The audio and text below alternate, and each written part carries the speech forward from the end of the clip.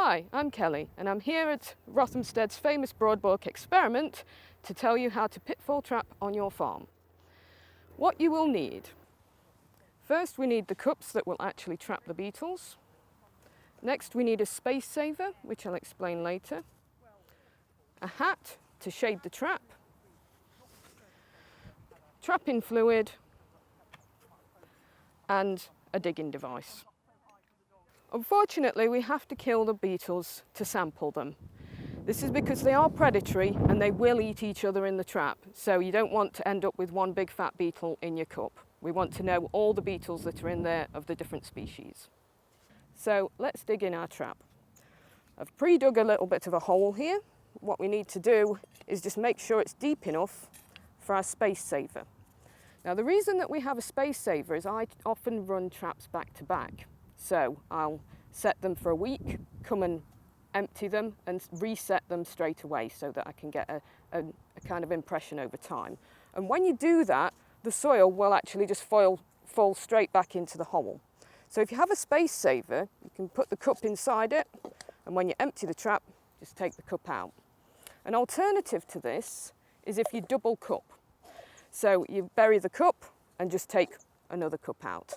But the drain pipe works well for me. So we make sure that the drain pipe is level with the soil surface. Filling it back up if we need to, and then fill in the sides. The important thing here is to make sure that the lip of the cup, when it's in the hole, is level with the soil surface. So these are ground running beetles that we're after, and we want them to run along the soil surface and fall into the trap.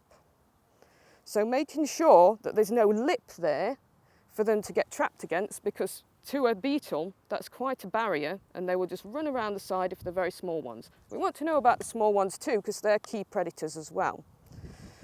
So fill this in very well and make sure that any beetle running along that soil surface will fall into the trap and not just bounce off of it. So I can take that cup out and hopefully my soil won't fall on back into that hole.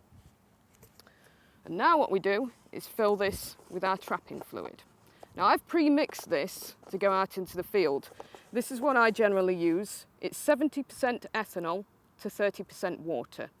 You can use a range of things such as propylene glycol, antifreeze, or even just wash water with 2 drops of washing up liquid in per litre. And this is simply to break the surface tension of the water. So if beetles fall onto water, they generally tend to float at the top, and so they wouldn't die and we'd have the same problem.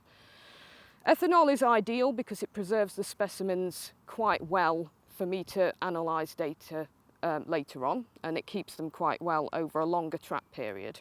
But water and washing up liquid works fine if you can't get hold of these materials. So we pour this into the cup to a depth of about 3 centimetres.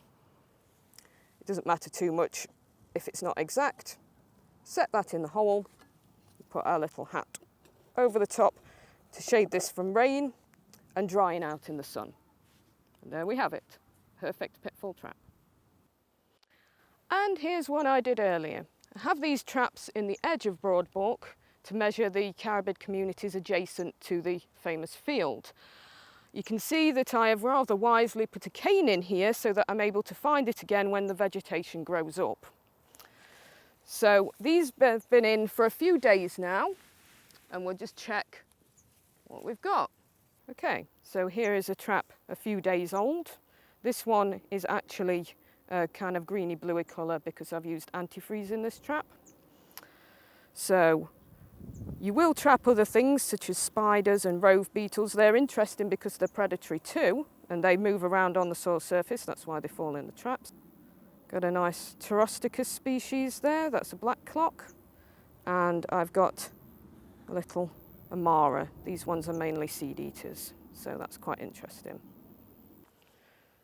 So I've taken you through how to pitfall trap, from what you need to how to set it up, and now we've got our traps.